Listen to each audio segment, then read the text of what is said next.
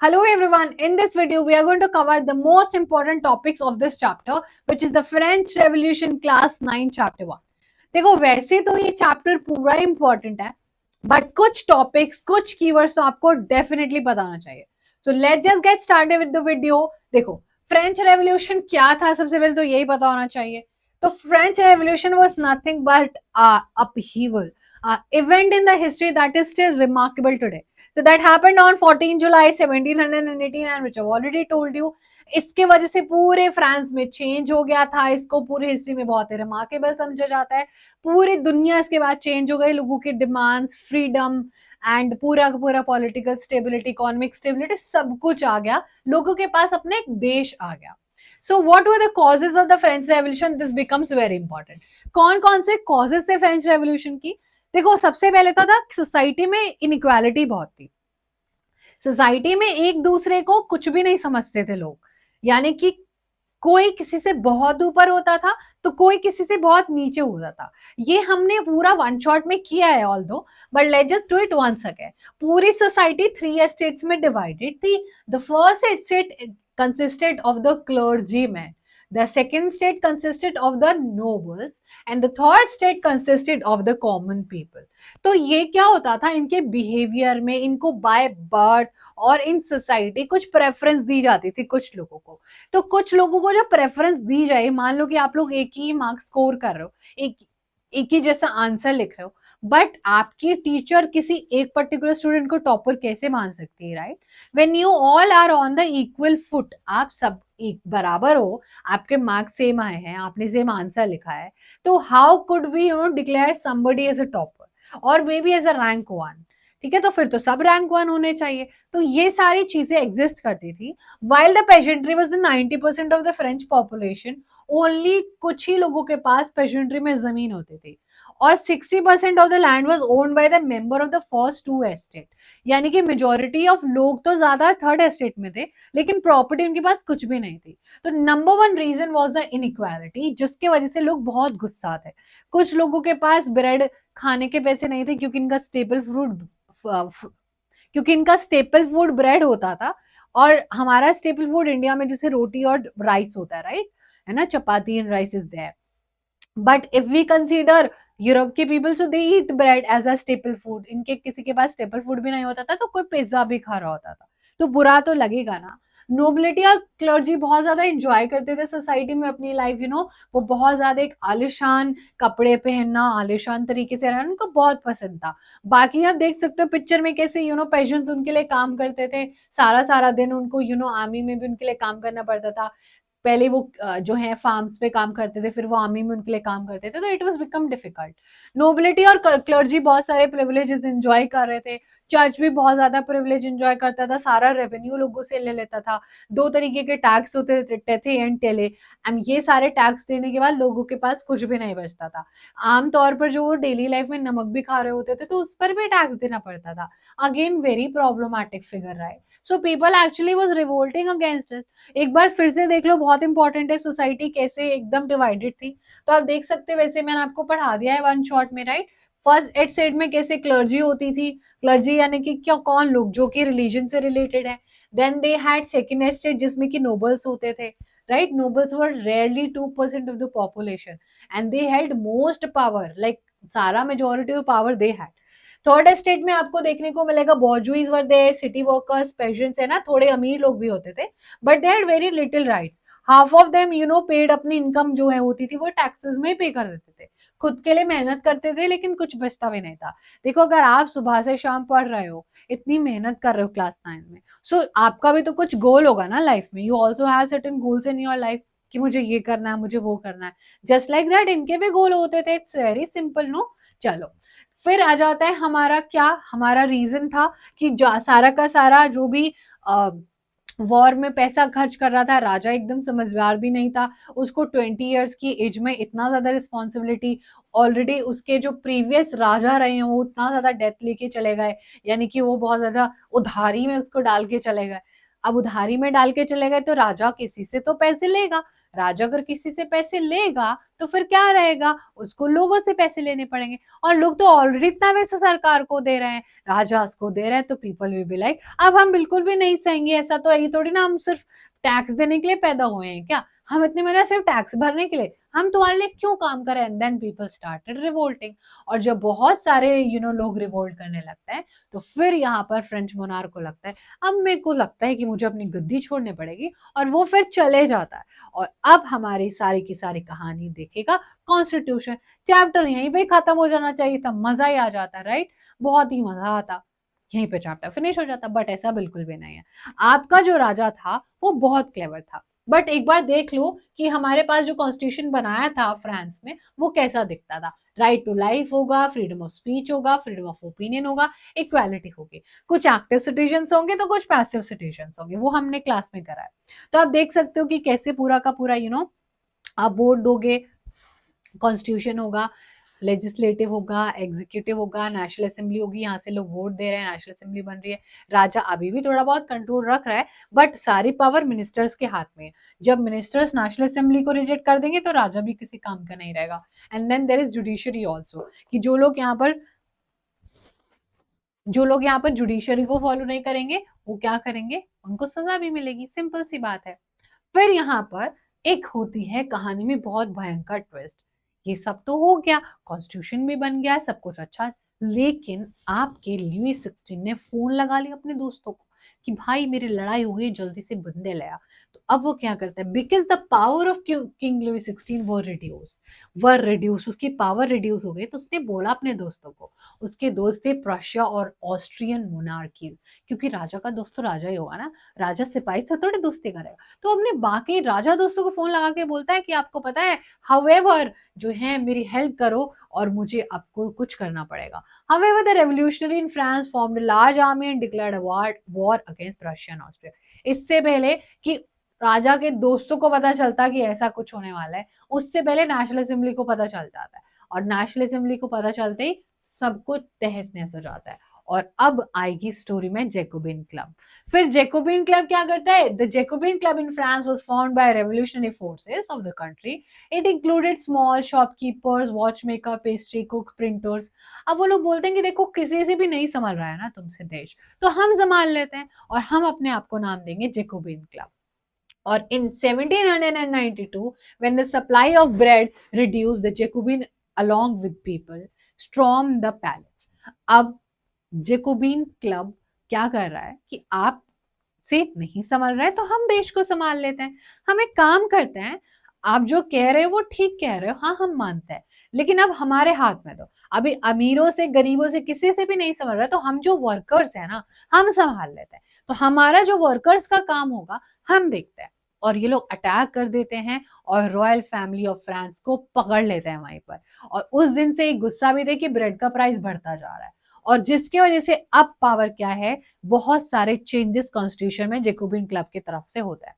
There were a lot of changes in the constitution. Elections were held and everyone more than 21 years of age was given the right to vote. अब सबको right to vote दे देते हैं लोग, है ना, पहले आपने देखा ना एक्टिव और पैसिव सिटीजन को दे दिया था। मोनार्की एबॉलिश होके अब फ्रांस एक रिपब्लिक बन जाता है। जो अभी कॉन्स्टिट्यूशन मोनार्की बनाया था ना कि हाँ मोनार्की, हाँ ठीक है, राजा बोलता है ठीक है चलो आपको जैसे करनी है, आप ये सब मत कीजिए क्रांति वगैरह, आप आराम से रहो, लेकिन अपने दोस्तों को फोन लगा लेता है फिर बाद में, है ना। अब यहाँ पर बनेगा रिपब्लिक। तो ल्यूइस 16 को एग्जीक्यूट कर दिया जाता है क्योंकि एक ऐसा इंसान आएगा कहानी में जो कि अब अपने रीन ऑफ टेरर फैलाएगा। कौन होगा वो अभी देखेंगे, इंपॉर्टेंट टॉपिक है। तो 21 जनवरी, remember this date very clearly, 21 January 1793 on the charges of treason, देशद्रोही का उसके ऊपर जो है, गद्दार बोलते हैं लोग उसको कि अरे तुमने क्या गद्दारी करो, वो है ना एकदम गद्दार निकले हो, अपने देश के लोगों को बेच खाया है तुमने, वेरी बैड। और उनकी जो क्वीन थी मेरी एंटोनियट, उनको भी फिर एग्जीक्यूट कर दिया था। अब एग्जीक्यूट क्या था, क्यों होता था, ये एक रीन ऑफ टेरर का टाइम पीरियड था। ये भी बहुत इंपॉर्टेंट टॉपिक है हमारे लिए, है ना, ये भी हमारे लिए इंपॉर्टेंट टॉपिक ही कर रहे हैं हम, तो ये भी बहुत इंपॉर्टेंट ही है। अब ये जो पीरियड था एक साल का, that is 1793 to 1794, this was a period of terror. Terror मतलब आतंकवादी जैसी चीजें थी, क्योंकि ये थे जैकोबिन क्लब के हेड मैक्सिमिलियन रोबोस्फेयर।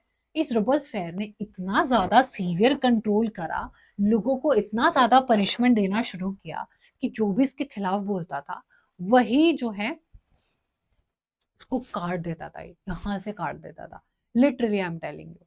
ठीक है, इसको भी फिर काटा ही गया क्योंकि जैसी करनी वैसी भरनी। So clergyman, nobles, people who were considered enemies to the republic were guillotined. तो ये वर्ड जरूर याद रखना। तो जो भी कोई जैकोबिन क्लब के खिलाफ या इन जनरल मैक्सिमिलियन के खिलाफ कुछ बोलता था तो उसको मार देता था। एक डंडी के दो ब्लेड्स होते थे, उसको रखता था सर पर और कट से काट देता था। Very bad and very horrific. He even considered, ordered the killing of his own party member who did not agree to his method and ways. ये आपको ब्रेड भी नहीं खाने देगा। अगर आपको 3 ब्रेड की भूख लगे ना, बोलेगा 3 ब्रेड कौन खाता है, एक ही ब्रेड का। आप बोलोगे नहीं मुझे 2 चाहिए और आपको मार रहा है। ऐसी सोचो, ऐसा जो है हमारे लिए लोगों ने आजादी का कंसेप्ट देने के लिए इतना ज्यादा सेक्रीफाइस किया है, रिमेम्बर। तो ये बहुत ज्यादा लोगों को मार देता था, ये आपको याद रखना है। सेम मैंने थोड़ा सा वहीं पर वही लिखा है सारी चीजें, कि जो भी रोबोस्फेयर की गवर्नमेंट थी वो हर एक चीज पर लिमिट लगा रही थी। हर एक एसेंशियल गुड्स, चाहे वो मीट ब्रेड हो, हर चीज को राशन करके दे रहे थे। अगर किसी को ज्यादा खाना होता था तो ज्यादा खाना नहीं देने थे।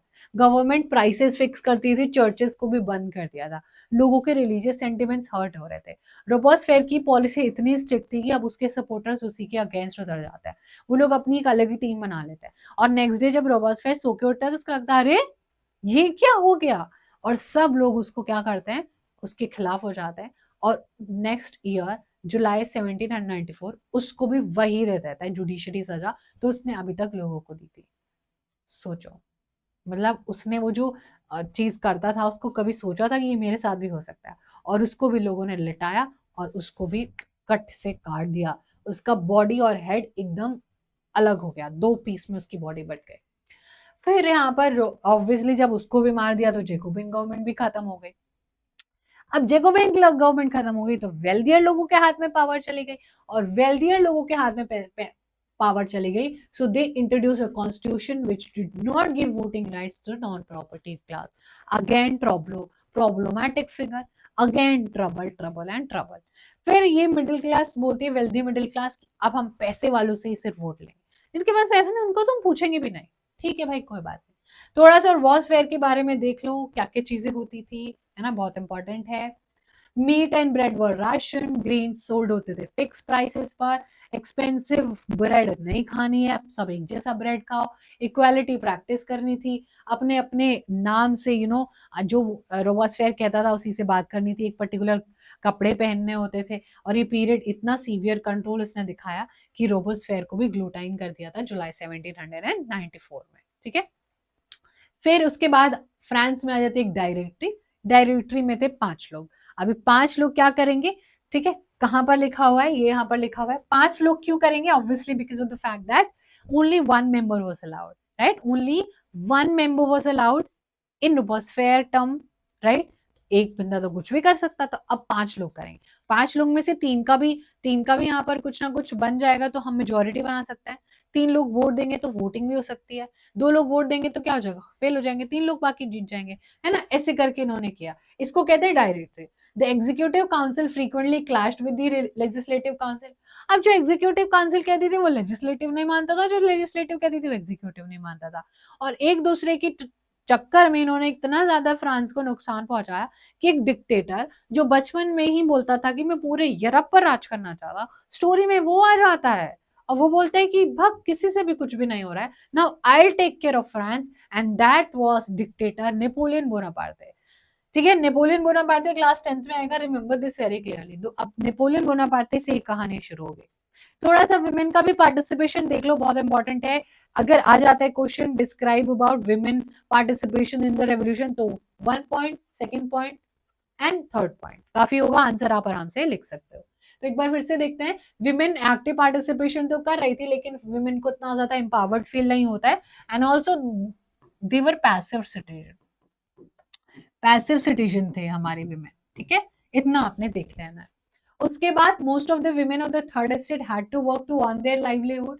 They worked as seamstresses, sold flowers, vegetable, worked और डोमेस्टिक सर्वेंट्स के जैसे वो काम करती थी वेल्दी फैमिलीज में, सो तो बहुत ही ज्यादा एक ग्लोरीफाइंग नहीं था। ऑब्वियसली क्वीन और इनका सबका बढ़िया ही था। विमेन स्टार्टेड अपना अपने क्लब्स अपनी आवाज उठाने के लिए। Famous women club society of revolutionary Republic women, remember this very clearly, बहुत इंपॉर्टेंट टॉपिक है। This club demanded that women be given the same political rights as men. Women till now had no right to vote. तो ये सारी बातें अपने clubs में करती थी, अपने मीटिंग्स में करती थी। In the beginning many law were implemented to improve the condition of women in French society. Schooling compulsory कर शुरू शुरू में। फादर साहब जो हैं डॉटर्स को अपनी मन मर्जी के, उनकी मर्जी के बिना कहीं उनकी शादी नहीं कर सकते थे। डाइवोर्स को लीगल बना दिया। लास्ट की बात हो रही है, राइट? मतलब जब फ्रेंच रेवोल्यूशन के बाद चेंजेस आने शुरू हुए, and the women began to be trained for various jobs as well. अब जो है विमेन को ट्रेनिंग भी देने लगे टीचर्स बनने के लिए, साइंटिस्ट बनने के लिए, etcetera etcetera. During the reign of terror, many laws were issued which ordered the closing of women's club. Many women were tired, they were tried for treason, and वो कुछ बोलती थी सही करते तो उनको मैक्सिमिलियन रोबेस्पियर बुला के काट देता था, ठीक है, ग्लूटाइन कर देता था उनको भी। Women struggle demanded equal voting rights, however 1946 में, this is a very important, very very important, 1946 में जाके वुमेन को फ्रेंच में वोटिंग राइट्स मिले थे। दैट वाज द टाइम जो इंडिया भी आजाद होने वाला था। फिर हमारा एक बहुत इंपॉर्टेंट टॉपिक है abolition, abolition of slavery. Slavery बहुत ज्यादा कॉमनली चलता था। स्लेवरी वॉज बेसिकली जब आप अनपेड लेबर किसी से करवा रहे हैं, आप खरीद के लेके आ जाते हो किसी को कुछ अमाउंट में और उससे पूरे जिंदगी काम करवाते हो अपना स्लेव बना के, right? One of the important reform जो जेकोबिन क्लब ने किया था, लेकिन जैसे जेकोबिन क्लब किया दोबारा से आपको स्लेवरी आते हुए जरूर दिखेगी। Slaves were brought from Africa by the Europeans, Africa से लेके आते थे, उनको प्लांटेशन में काम करवाते थे। बिकॉज प्लांटेशन में काम करना बहुत ही क्या होता था, because of the employment of slaves in the colonies, the growing demand of sugar, coffee, indigo, इन सबकी डिमांड्स आ रही है। डिमांड्स आ रही है तो उगाओ और पैसा कमाओ। पैसा कमाने के लिए क्या लगेगा? लेबर लगेगा। लेबर है नहीं, खुद का लेबर तो बहुत पढ़ा लिखा है, तो गरीब देशों से, कॉलोनी से लेबर उठा के ले आओ। लेबर सिस्टम को बहुत ही कम क्रिटिसाइज किया गया था। इसके पीछे ऑब्वियस रीजन है, because of the rich class business class पैसा कमा रहे थे, और गरीब जो परेशान है, nobody wants to talk about that, है ना? वो लेबर है हमारे लिए, वहां पर लेबर कंसीडर किया जा रहा है उनको, कि चाहे आपकी कैसी भी कंडीशन है काम करते रहो। After being banned by the Jacobin, slavery was again reintroduced by Napoleon Bonaparte. Napoleon Bonaparte ने स्लेवरी को लीगल बना दिया था। जहां पर जेकोबिन क्लब ने उसको हटाया तो नेपोलियन बोनापार्टे फिर ले आया। बहुत सालों तक बात ही नहीं करी ये लोगों ने स्लेवरी के बारे में। फिर हम देख लेते हैं कुछ impact of the French revolution. French revolution का इम्पैक्ट आप देख सकते हो।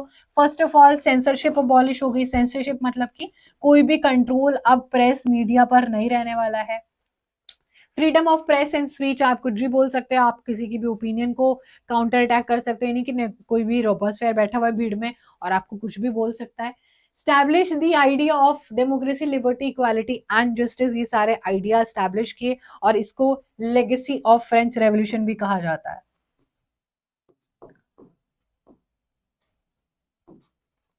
Legacy of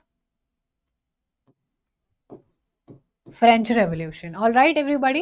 The political instability in France actually paved the way for the rise of military dictatorship. ये मैंने आपको बोला है। इतनी सारी प्रॉब्लम्स हो रही थी पूरी की पूरे फ्रांस में, दैट एक्चुअल में एक डिक्टेटर आ जाता है और अब वो बोलेगा कि देखो मैं दिखाता हूँ तुम्हें। वो बहुत अच्छे से बहुत सारे सालों तक कुछ ना कुछ करेगा। He along with his troops carried the idea of French Revolution in Europe कि मैं कैसे देखता हूँ फ्रेंच रेवोल्यूशन कैसा होता है। मैं आपको बताऊंगा कि कैसा हमारा फ्रेंच रेवोल्यूशन दिखना चाहिए, कैसा होगा, जहां पर प्राइवेट प्रॉपर्टी को प्रोटेक्ट करेंगे, यूनिफॉर्म सिस्टम ऑफ वेट्स लेके आएंगे, इक्वालिटी बिफोर द लॉ लेके आएंगे, सब कुछ बहुत बढ़िया हो जाएगा। अब लोगों को लगता है कि चलो एटलीस्ट हमें लग रहा है कि नेपोलियन बोनापार्टे कुछ सही करने वाला है, फिर नेपोलियन बोनापार्टे भी अपने रंग बदल देगा, उससे भी लोग खुश नहीं होंगे, फिर आएंगे रेवोल्यूशनरी, वो हम क्लास 10 में पढ़ेंगे। Many of his measures that carried the revolutionary idea of liberty and modern law to other parts of Europe actually had an impact long after Napoleon had left.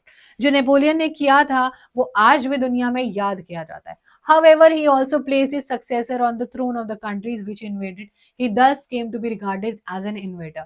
अब ये भी क्या करता था, अपने सक्सेसर को वहां पर बिठा देता था और आगे कैप्चर करने चले जाता था, तो ये भी रियल राजा नहीं था. तो फिर भी यहाँ पर idea of liberty, equality, democratic right आज भी फेवरेट गिफ्ट है, ग्रेटेस्ट गिफ्ट है फ्रेंच रेवोल्यूशन के. आज भी इंडिया में टीपू सुल्तान, राजा राम मोहन रॉय ने कीनली ऑब्जर्व करे हैं फ्रेंच रेवोल्यूशन में जो चीजें हैं, और वो इंडिया तक भी लोगों के अपनी डिफरेंट बुक्स में डिफरेंट वे से उन्होंने इंडिया में भी ये चीजें प्रॉस्परस वे से बहुत ज्यादा प्रोग्राम की है. So this was a basic important topics हमने जितना भी इस वीडियो में किया है. यहाँ से क्वेश्चन बहुत ज्यादा आते हैं, ये मोस्ट रिपीटेड टॉपिक्स हैं. Comparatively this is more like 80% syllabus of the chapter 1. ये 80% सिलेबस है, 20% बस थोड़ा सब टॉपिक्स हैं जो कि आपको इसके साइड बाय साइड पढ़ने होंगे. So if you have done the one shot once and if you have done this important topic revision for once, you will always be good to go. Now you don't have to make sure कि आपको बहुत सारा NCERT साथ में लेके बैठने पड़े. तो अब आप अगर आपने फ्रेंच रेवोल्यूशन और वन शॉट फ्रेंच रेवोल्यूशन कर लिया, so you will be sorted. So that is all about today's video. I'll see you in the next video. Thank you so much everyone. Sending all a lots of love. Bye bye. Take care.